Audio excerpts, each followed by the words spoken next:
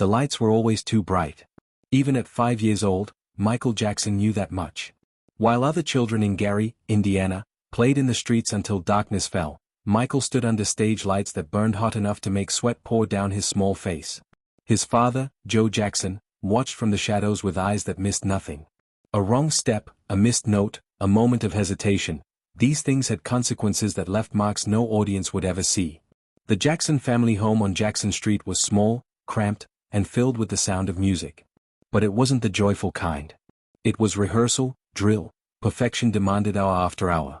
Joe had a vision, and his children were the instruments of that vision. He had grown up poor, worked in a steel mill, and knew that talent without discipline was worthless. So he pushed. He demanded. He used his belt when words weren't enough. Michael, the seventh of 9 children, possessed something the others didn't, a voice that could shatter hearts and a natural grace that made dancing look like breathing. By the time Michael was 8, the Jackson 5 had already begun their climb. They played small clubs where smoke hung thick in the air and grown men gambled in back rooms. Michael sang songs about love and heartbreak that he couldn't possibly understand. He imitated James Brown's moves, spinning and sliding across stages sticky with spilled beer. People stared.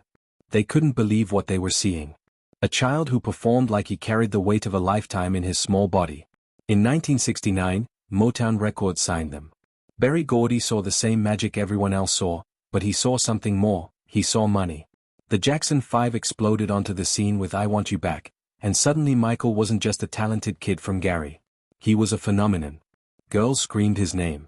Cameras followed him everywhere. At 11 years old, he had 4 #1 hits.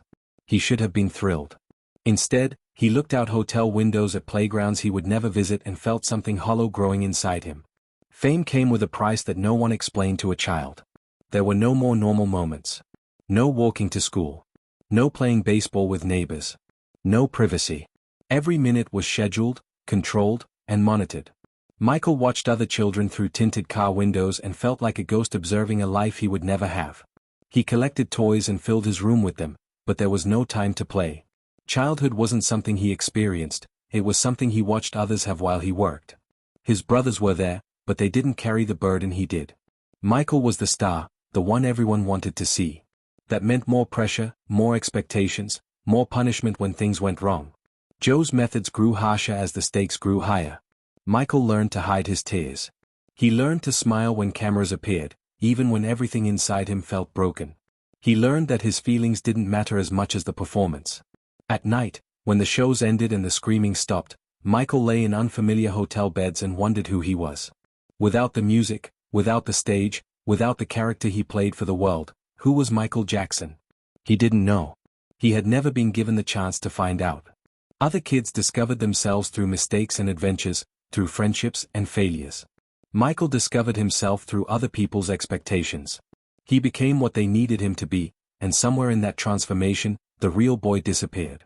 Years later, Michael would build Neverland Ranch and fill it with amusement park rides, a zoo, and everything a child could want. People thought it was strange. They didn't understand that he was trying to give himself what had been stolen, a childhood. But you can't go back. You can't reclaim what was taken before you even knew it was valuable. You can only build monuments to what you lost and hope that somehow, it fills the emptiness. It never does. The break from his brothers felt like treason at first. The Jackson 5 had been his identity, his family's dream realized. But Michael knew something they didn't, he had more to give than any group could contain. In 1979, at 21 years old, he released Off the Wall. The world heard it and realized that the cute kid from Gary had grown into an artist who understood music in ways that defied explanation. The album sold millions, produced hit after hit, and should have satisfied him. It didn't. Michael had tasted success, and it left him hungry for something greater. What happened next changed everything. Working with producer Quincy Jones, Michael crafted Thriller, an album that didn't just top charts, it redefined what was possible. Released in 1982, it became the best-selling album of all time. Every song was a masterpiece. Every video was a short film. Michael didn't just make music videos, he created art that MTV had no choice but to play, breaking racial barriers in the process. When Thriller premiered on television, households across America stopped what they were doing to watch. Michael had transformed into a zombie, dancing with the precision of a surgeon and the passion of a man possessed. His live performances became legendary. The moonwalk, debuted during a Motown anniversary special in 1983, made the world gasp. He glided backwards as if gravity had released its hold on him. That single moment defined an era. Children practiced it in their driveways. Adults tried it at parties. Michael made the impossible look effortless, and in doing so, he separated himself from every other entertainer on earth. He wasn't just successful, he was untouchable. But fame at that level does something to a person. Michael couldn't go anywhere without causing chaos. Fans mobbed him. They tore at his clothes. They screamed until their voices gave out. What seems like adoration from a distance feels like violence up close. Michael hired more security. He wore disguises. He built walls around himself, both literal and metaphorical. The more famous he became, the more isolated he felt. Success had promised freedom, but it delivered a prison with golden bars. His appearance began to change. The nose got smaller. The skin got lighter. Michael claimed it was vitiligo, a skin condition that destroys pigmentation. Doctors later confirmed he had it. But people didn't believe him. They saw a black man seemingly trying to become white, and they couldn't understand why. What they didn't see was the deeper truth. Michael was trying to control something, anything, about himself. His childhood had been controlled by his father. His career was controlled by contracts and executives. His image was controlled by public opinion. But his body? That was his.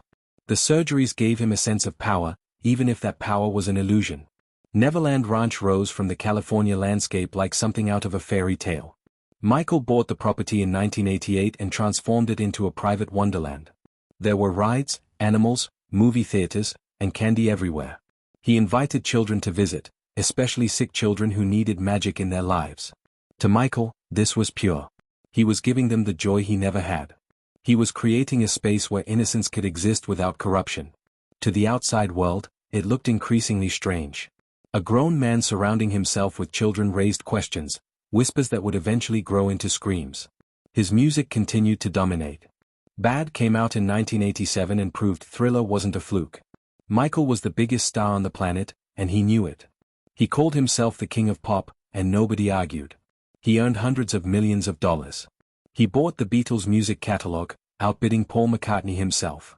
He had everything success could provide: money, fame, influence, power. Yet happiness remained elusive. Michael once said he felt lonely even in a room full of people. Fame had made him the most recognized face on earth while simultaneously making genuine connection impossible. The press began to turn.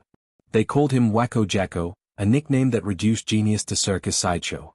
They wrote about his oxygen chamber, his supposed obsession with the Elephant Man's bones, his changing face. Some stories were true. Many were exaggerated. Some were completely fabricated. But truth didn't matter as much as sensation. Michael became a target because targeting him sold newspapers and magazines. He was too big, too strange, too different. The same world that had lifted him up now wanted to watch him fall. Inside, Michael was fragmenting. The pressure of maintaining his position, of exceeding expectations with each new project, of protecting his privacy while living in a fishbowl, it was crushing him. He turned to medication to sleep. He turned to plastic surgery to feel control. He turned to increasingly eccentric behavior because normal had never been an option for him. The genius who had given the world so much joy was slowly breaking under the weight of his own success. The phone call came in August 1993, and with it, Michael Jackson's life divided into before and after. A 13-year-old boy named Jordan Chandler accused him of sexual abuse. The allegations were devastating, specific, and public. Within hours, Michael went from the king of pop to a suspected predator. The media circus that followed was unlike anything the entertainment world had ever seen. Helicopters hovered over Neverland. Reporters camped outside his gates. Every channel, every newspaper, every conversation seemed to center on one question: could Michael Jackson really be a monster? Michael denied everything. He released statements through lawyers, his voice shaking with disbelief and pain. How could they think this of him? He had spent his life trying to protect children, to give them happiness. His relationship with children was innocent, he insisted. He related to them because he was still a child himself in many ways. But innocence is a hard thing to prove when the world has already decided you're guilty. Public opinion shifted rapidly. Yesterday's genius became today's pariah. Radio stations stopped playing his music. Sponsors dropped their endorsements. People who had cheered his name now burned his records in parking lots. The investigation was thorough and invasive. Police raided Neverland, searching for evidence. They photographed Michael's body, looking for marks the accuser had described.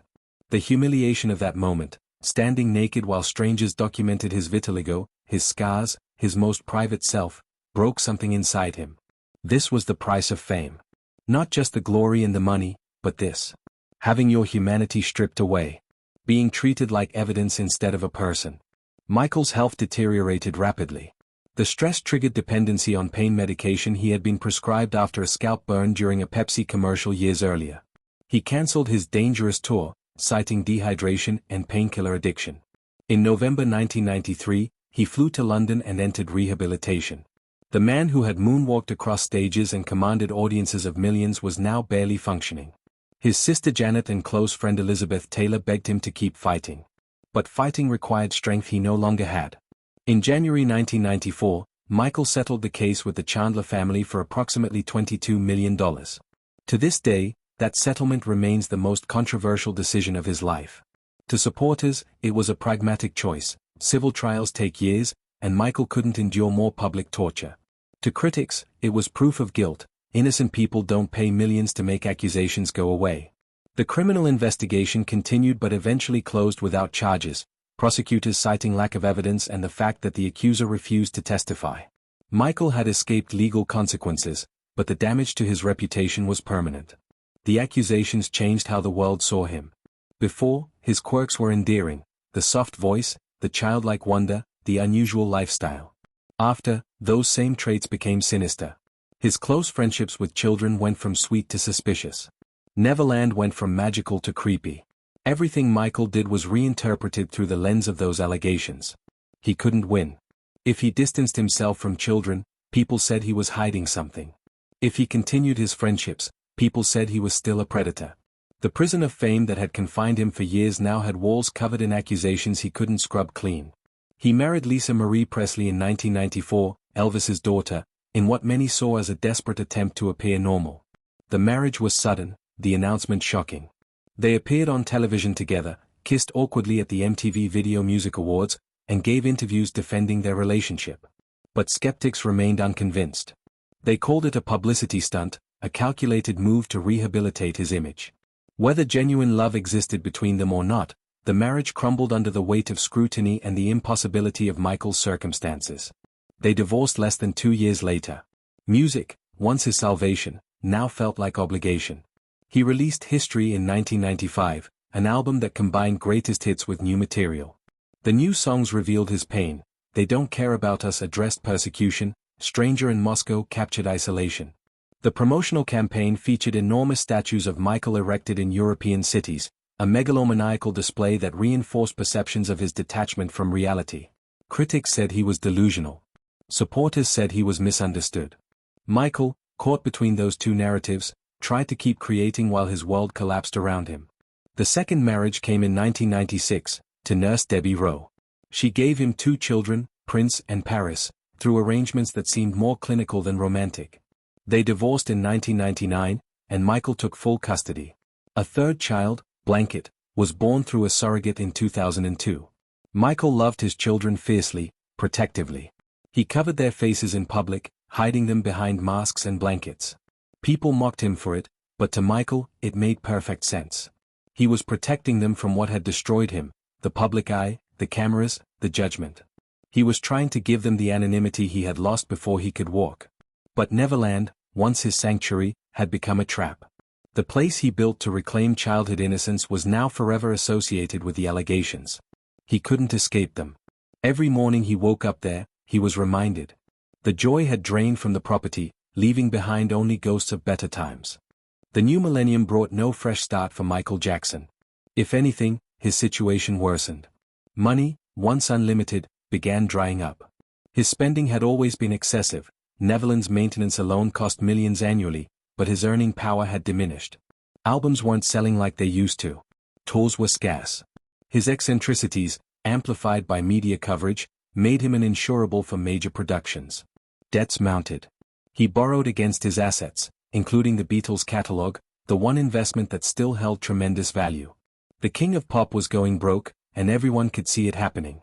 In 2002, Michael did something shockingly reckless. In Berlin, he held his infant son blanket over a hotel balcony railing while fans screamed below. Cameras caught everything. The image, a baby dangling above a deadly drop, ignited worldwide outrage. What was he thinking? Michael later said he was just trying to show his son to the fans, that he had a firm grip, that there was no danger. But explanations didn't erase the image. It confirmed what many already believed: Michael Jackson had lost touch with reality. His judgment was gone. He was dangerous, if not to others, then certainly to himself. Then came the documentary. Martin Bashir, a respected British journalist, spent 8 months with Michael for Living with Michael Jackson, which aired in February 2003. Michael thought it would show the world who he really was: a loving father, a misunderstood genius, a gentle soul. Instead, Bashir's editing made him look worse than anyone could have imagined. Michael spoke about sharing his bed with children in innocent terms, holding hands with a young cancer survivor named Gavin Arvizo. Bashir's questions dripped with skepticism. The insinuation was clear: this man is inappropriate with children. Michael's own words, meant to demonstrate purity, sounded like confessions. The world watched in horror. Within weeks, authorities launched a new investigation. Gavin Arvizo, the boy from the documentary, accused Michael of sexual abuse. History was repeating itself, but this time, prosecutors were determined to bring charges.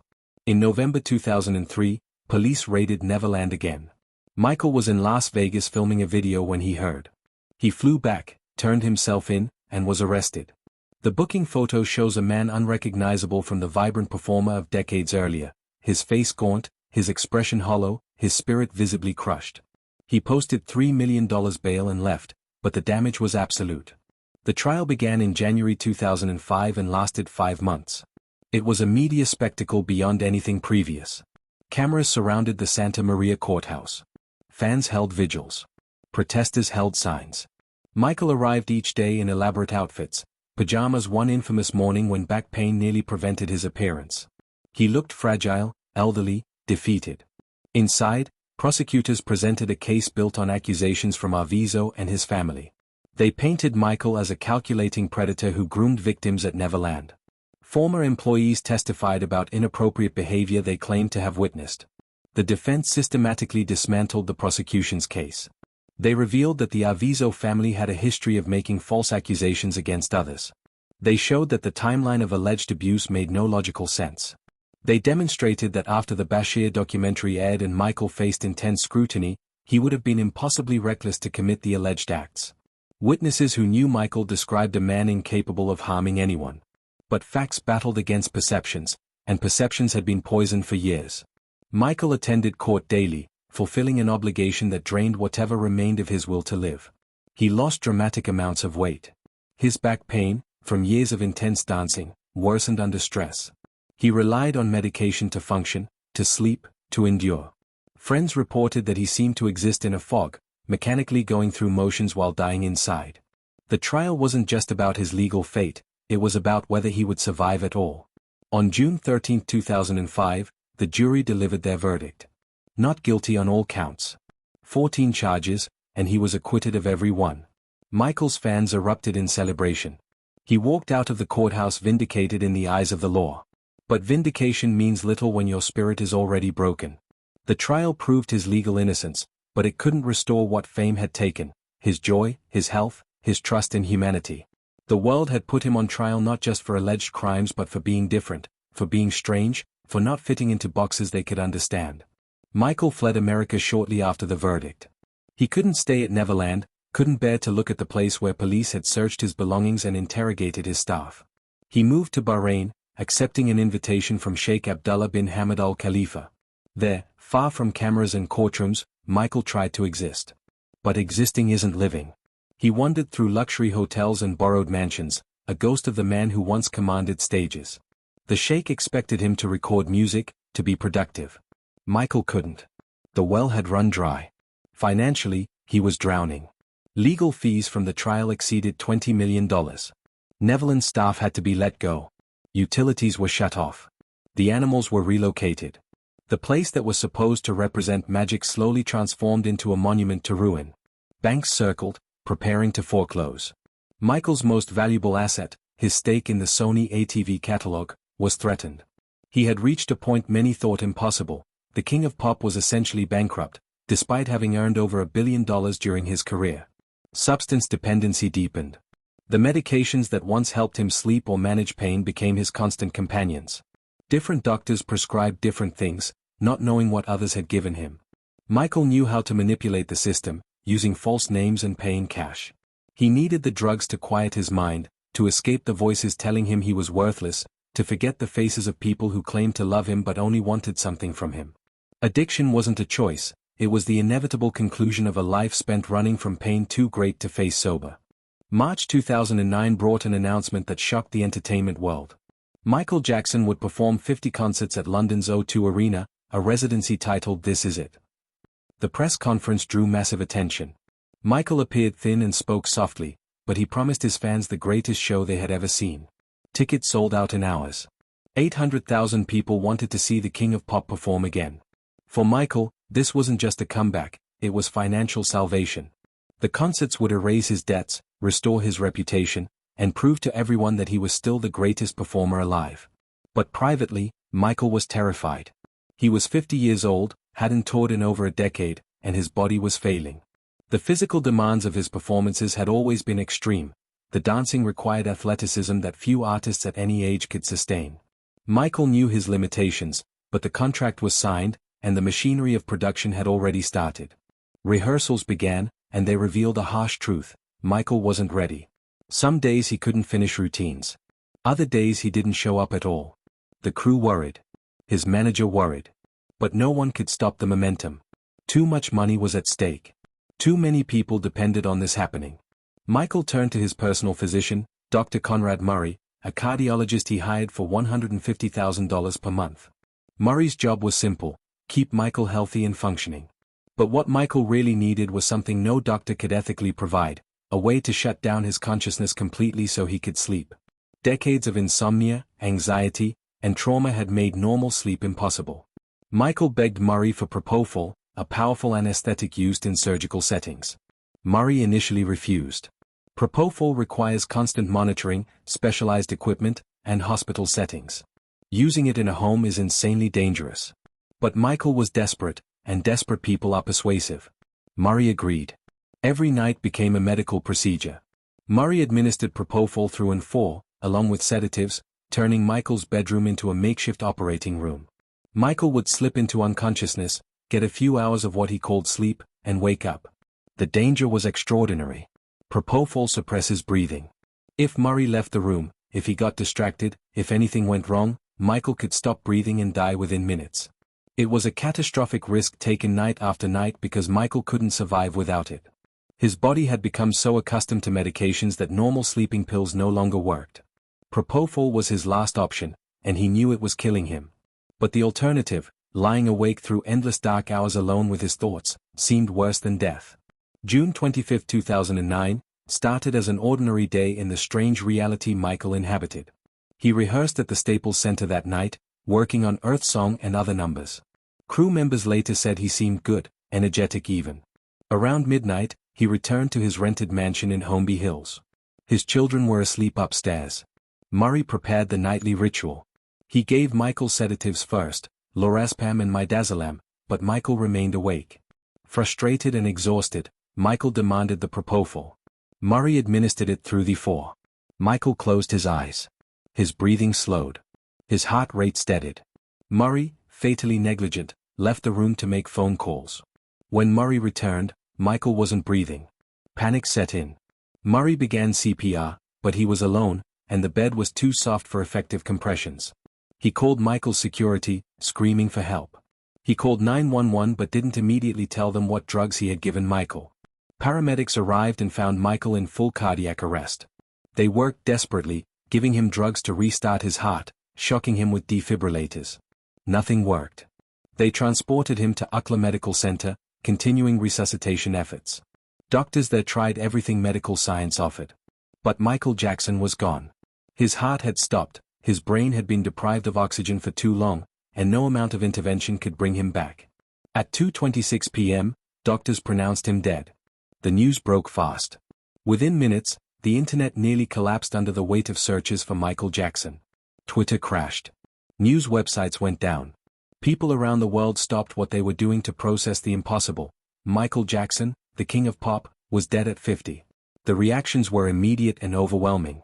Fans gathered outside UCLA Medical Center, outside his star on the Hollywood Walk of Fame, outside Neverland. They wept openly, held candles, played his music. The same world that had mocked and persecuted him now mourned him with genuine grief. The investigation into his death was swift. Authorities found the propofol, the other medications, the evidence of what Murray had been doing. He was charged with involuntary manslaughter. During the trial in 2011, the full horror of Michael's final years emerged. The desperation, the doctor shopping, the dangerous combinations of drugs, the isolation. Murray was convicted and sentenced to 4 years in prison, though he served only 2. Many felt justice wasn't served. A man was dead, 3 children had lost their father, and the world had lost one of the greatest artists in history. 2 years in prison seemed inadequate. Michael's memorial service at the Staples Center drew nearly 20,000 people and was watched by 1 billion more worldwide. His golden casket sat center stage, surrounded by flowers. Stevie Wonder sang. Brooke Shields spoke about the Michael she knew, the gentle friend, the hurt child in a man's body. Magic Johnson, Usher, and others paid tribute. His daughter Paris, just 11 years old, stepped to the microphone and said through tears that her daddy was the best father anyone could imagine. The world heard her grief and remembered that beyond the headlines and controversies, Michael was a human being. A father. A son. A brother. Someone people loved. In death, Michael found something that had eluded him in life: redemption. People remembered the music, the dancing, the joy he had created. Sales of his albums exploded. His videos were watched billions of times. New generations discovered his artistry and understood why he had been called the king of pop. The allegations remained part of his story, and opinions about his guilt or innocence continued to divide people. But increasingly, the conversation included context, the trauma of his childhood, the impossibility of his fame, the way the world had consumed him and spit him out. Michael Jackson's life was a tragedy of Greek proportions. He was given extraordinary gifts and denied ordinary happiness. He rose higher than anyone in his field and fell harder than seemed possible. He changed music, dance, and pop culture forever, but he couldn't change the circumstances that destroyed him. He wanted to be a force for good, to heal the world as his songs proclaimed, but he couldn't heal himself. In the end, fame didn't just weigh on him, it crushed him completely, leaving behind only his art and the haunting question of what he might have been if the world had let him simply be human.